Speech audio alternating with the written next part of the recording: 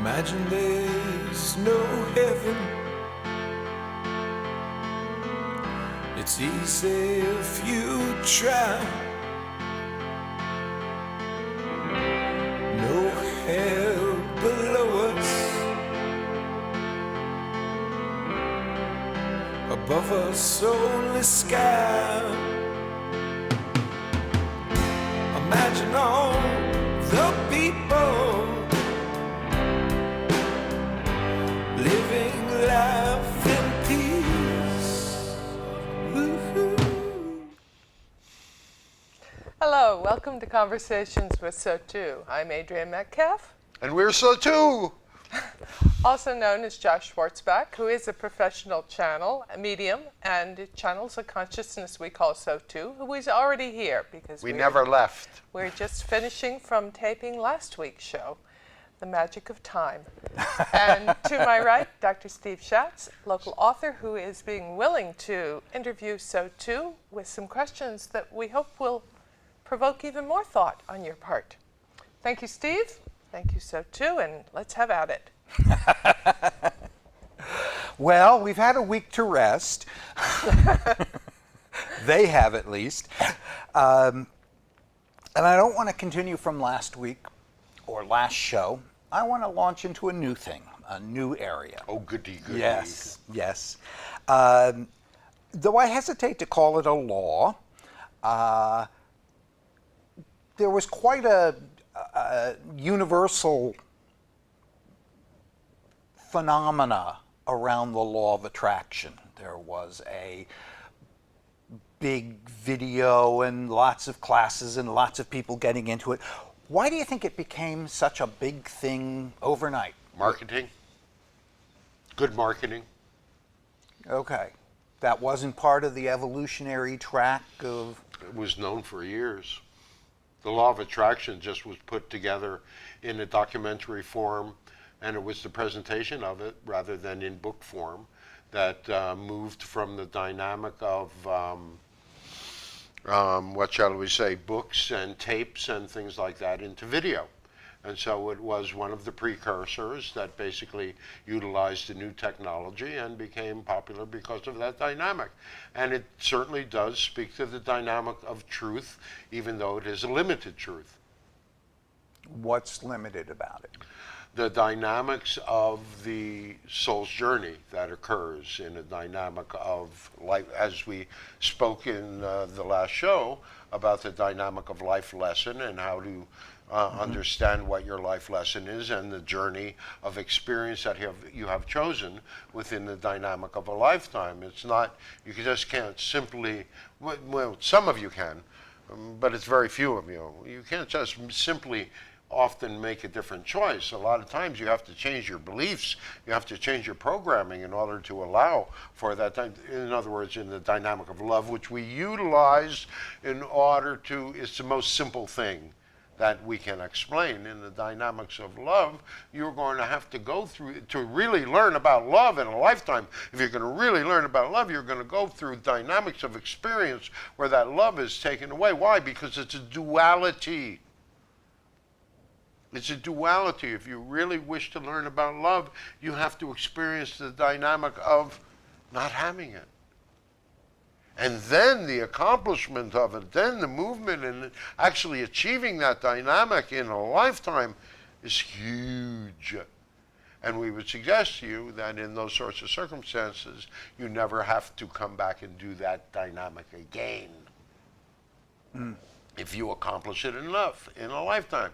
If you're talking about a dynamic on a species-wide level of moving into the place of an advanced civilization where you measure yourselves in a positive sort of way rather than a negative sort of way, then that same thing holds true within the dynamic of the personal dynamic.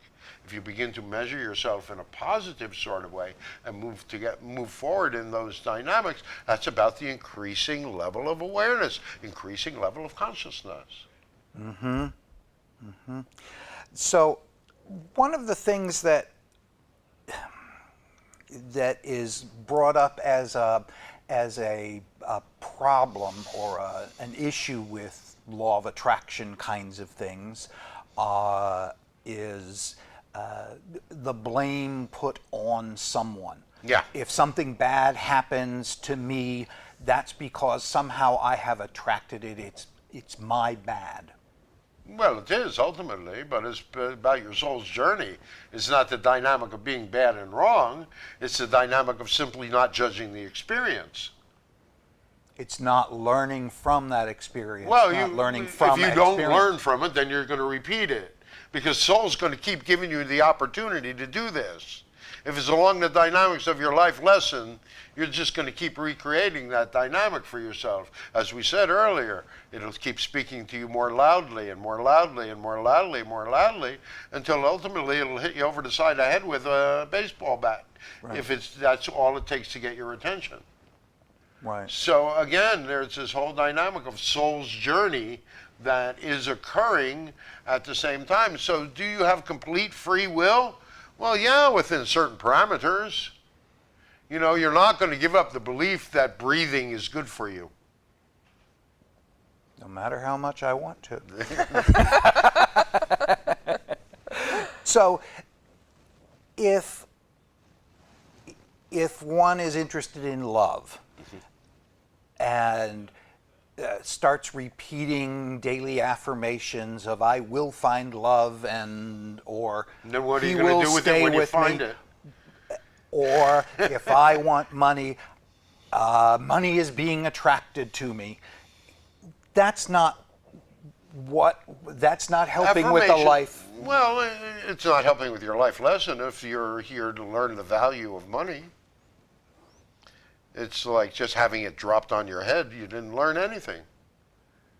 You know, you didn't learn about learning it. You didn't learn about valuing it. You didn't learn about anything. It came to you too easy, through magic, through miracles, through, the angels gifted me. You're putting the power outside of you rather than you taking responsibility for your own reality creation. If you wish to create wealth for yourself, then get rid of the conflicts within yourself around wealth.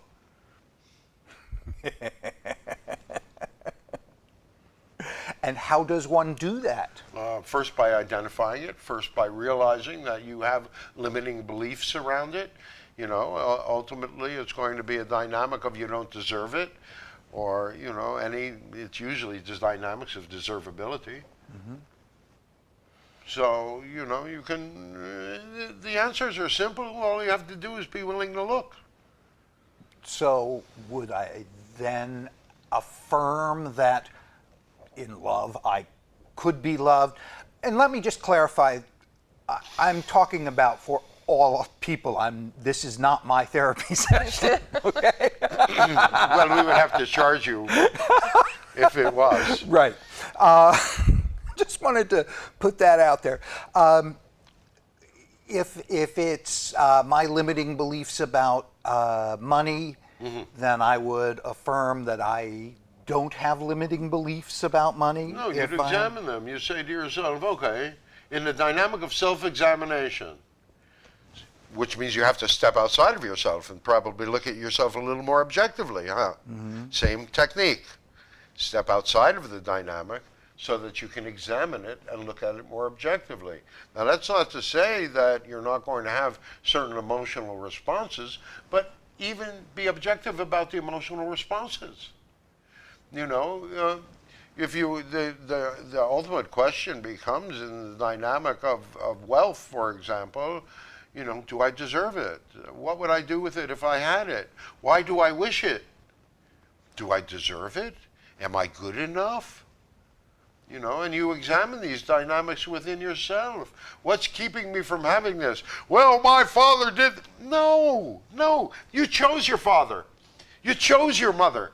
You chose the people. You can't blame people for choosing a life lesson. You can't blame others. Well, you can, but it doesn't do any good. You're never going to allow. First, the dynamic ultimately is you have to allow for a dynamic of healing. Okay? Once you identify a dynamic within self, you can do it mentally, but that doesn't really change the emotional dynamic. We have to look. Oh, we have plenty of time. we're going to give you the basic techniques for beginning to heal these dynamics of these wounds. Okay, these wounds exist on the level of your subconscious. Your subconscious does not understand spoken language because your subconscious is the dynamic that comes into effect to protect you when you are nonverbal, when you are just in that first 3 to 6 months of a year, when you are so vulnerable. That's when so many of these dynamics of belief are formed, because they're basically emotionally based beliefs. Okay, so they exist. The template is set. The emotional dynamic is set even that early on. So it's set in the subconscious. You're nonverbal. So what And does it's not it, even, so I wouldn't be to blame. Wait. No, of course you're not to blame. There's no blame. There's no blame around here this. at all. It's a choice. Got it. You ultimately, what you do is you don't blame yourself, you take responsibility for it. You said, oh, look, I came to learn about love in this lifetime. Well, maybe I'll really do it this time, and so as to really learn about it rather than playing patty cake one more time and leading to that dynamic of negativity. In other words, that negative reinforcement. Okay. Okay? So you must speak to the subconscious in the language that it understands, which is emotion, metaphor, and symbol. In other words, emotion, metaphor, and symbol. So the most opportune time for you to do this is right after you've just been hurt. Well, because there you are. You've got the emotion, right? Yes. You don't have to resurrect it. No. Although many of you can. You know, you don't have to wait for a traumatic experience in your lifetime to occur because you can remember enough of them. Yeah. Right? Yes. And that will, because the subconscious does not know the difference between reality and perception. Mm-hmm. Okay? So, emotion, metaphor, and symbol. So let's say you have this dynamic around this belief around love. All right? Well, we would suggest to you that it's very easy to resurrect that old feeling.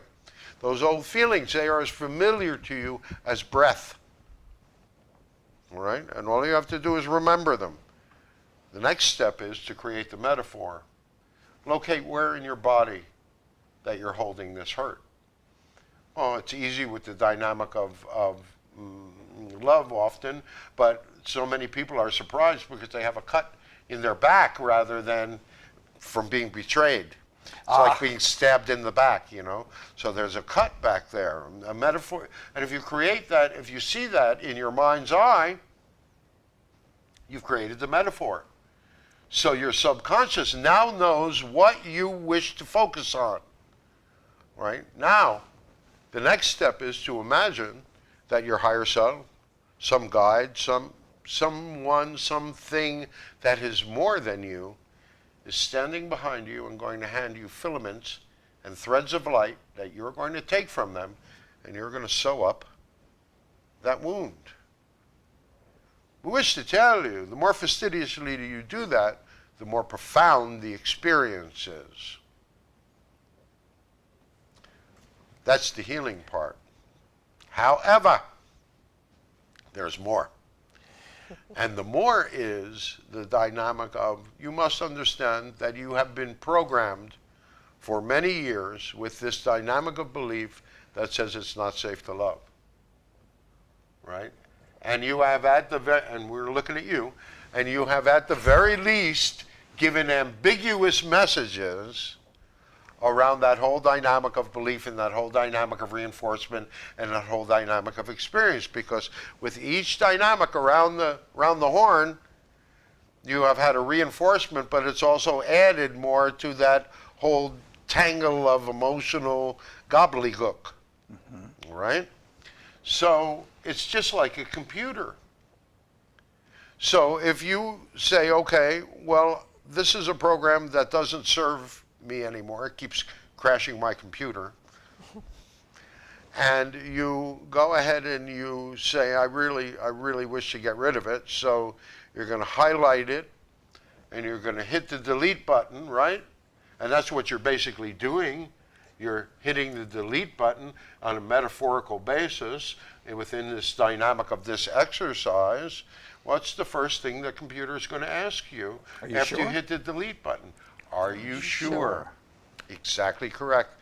The great cosmic "are you sure?" Because if you were pretty fastidious on it, within 1 hour to 24 hours after you're done, your reality is going to offer you the same old, same old. Some guy will ride up on a motorcycle.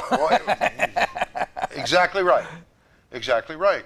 To see if you take it. If you take it, you're giving another ambiguous message, and you're going to go around. You're going to go around the horn one more time. Yep. But if you say not this time, if you are aware, if you're cognizant of the dynamic, then your reality is going to give you a whole expanded opportunity. And that's where the real challenge comes in. Oh, I really wish to learn about love. Love? That happened in my life. Yes, indeed. Yesterday. but we're serious. Yeah. That's the way the energy works. That's right. That's the way it works. And we would suggest to you that, one of the biggest problems that happens in these, we have taught this technique for many years now. And one of the things that often happens when we're working with someone is they will do the healing. They will have a very profound experience in the creation of the metaphor and the creation of the healing. And they will then be so looking for the "are you sure?" that it doesn't come while you're looking at it really hard. It's only when you're not paying attention that it comes up, and because it's got to catch you by surprise. Right. If the surprise isn't there, it doesn't really have the effectiveness of it. Yeah. All right? Now, that's part A. Once you have done that healing, you can begin to move into the dynamic of forgiveness. If you have held a dynamic of blame for others, you first begin, once the healing is done, you create a space. And in that space, you begin to remove the blame. First, if you have had an abuser or something like that, and it is along the dynamic of your life path and all of that stuff, you must eventually forgive them. You can begin by forgiving them for why they did what they did. In the case of abuse, it was often because that dynamic was done to them.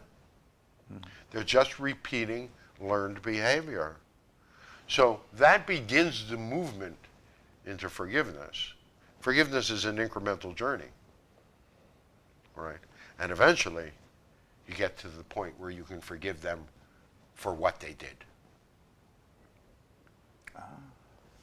So forgiveness is an incremental journey. You're just not going to automatically move into forgiveness without being naive. Mm-hmm.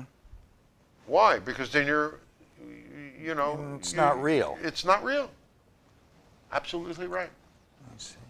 Right. Huh. That a good one for you? That was a good one for me. Right. Yes, indeed. Write to us at Marry Dr. Steve. And I'm happily married. We charge more for couples counseling. That's right. Okay, I want to switch now. All right. I want to put you in context. All right. First time I heard about channeling was back when the Seth books came out. Mm-hmm. Do you know Seth? Mm-hmm. That's well, another... not on a personal basis where we call them up and say, "Hey, Sethy, how's it going?" I mean, do you hang out at the... No, we're from different realms. What's different? They were physical. We never have been. Ah, okay. Right. We are primary a motivational energy. Right. They have had incarnations and But they are very, very knowledgeable and presented in a very clear sort of way. And if you were anything like this one was when he was first reading the Seth material back in the 60s, you read a paragraph and then you think about it for a day and a half or 2 days. Because it was, and understand, the concepts that were brought through at that time began to open that dynamic of knowledge and awareness. And look how much that has expanded. Now, of course, just like everything else, it's been fractionalization and division and all of that stuff, and people have pieces of the truth, but they purport to give the whole truth and nothing but the truth. Mm-hmm. When you really understand that spirituality is a conglomeration of your what shall we say, metaphysical experiences and your inner spiritual experiences throughout a whole dynamic of a whole lifetime. As we often said, or as we said last week, or now it's 2 weeks ago, the dynamics of movement in this area are, how shall we put this? There's almost no words for this dynamic. The dynamic of movement into this area, into this expansion of consciousness, will happen on an exponential basis. So I don't understand. Things are going to be happening very quickly and very rapidly, especially through the dynamics of this summer. And we are a little off the track in the dynamics that we wish to speak a bit about.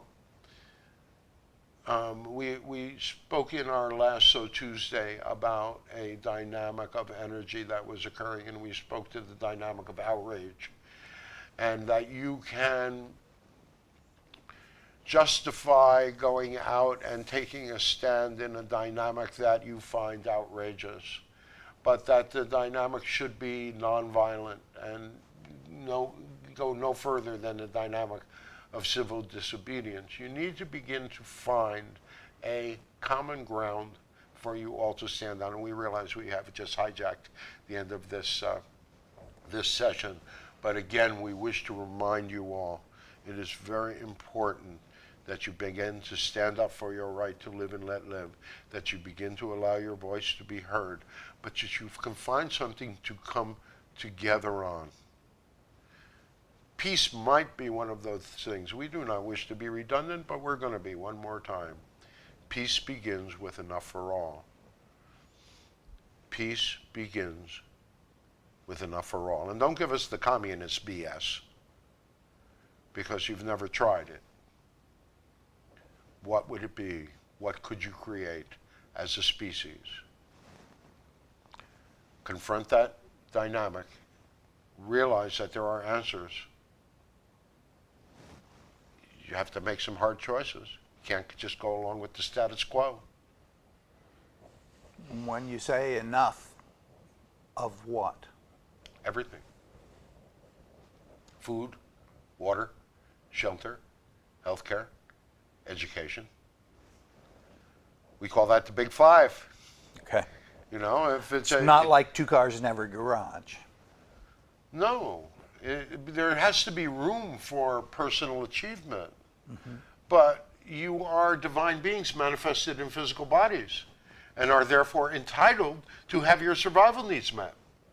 If you are going to be an advanced species, that's where you've got to go. You can't be worrying about that. And when people are worrying about that, that's what creates problems. And especially when things are as polarized as they are. Mm-hmm. You keep hearing statistics. 1% of the population owns as much as 99% of the rest. Eventually, you're going to get blowback. And even that would be fine if the 1% paid for the basic 5 for everyone in the world. That's the way it should be. And you aren't talking about everyone in the United States. Back in around the year 2000, we were working with a group of people that, and a couple of the members were with the United Nations Development Council. Mm-hmm. And they would do all sorts of statistics and say, well, what would it take to do this? And so they were doing a dynamic of what would it take to provide the Big Five for everyone. In the world. In the world, yeah. And we don't know how many billion people, probably about 3 billion at that time. And they said, well, if we divvied up the gross national product, that's what they called it back in those days, of all the countries, and we provided for the big five for everyone else, and we put a salary cap on everyone else, those that were really making it, how much money could each individual make a year without them having to put any money in the kitty? And that figure in the year 2000 was $28 million. So that means you could make $28 million, your spouse could make $28 million, your children could make $28 million a year before one penny had to go into providing for the needs of everyone else.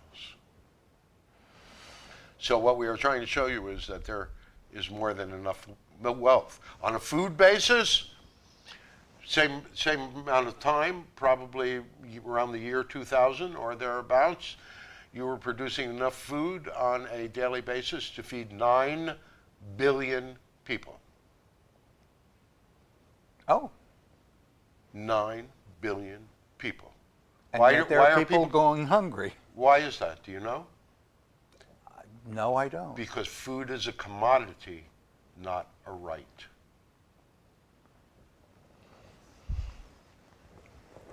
I see. All right. No. You're done. Done. You're done. We could do a third if you wish. We could. All right, dear ones. We are SOTU, and this is Conversations with SOTU, Part 6. Recorded on the 5th day of June, 2017. We love you all so very, very much. And so until the next time we close, sending you peace, sending you happiness, sending you joy. Go to our website. Check out the So Tuesdays, weekly SOTU messages. Thanks.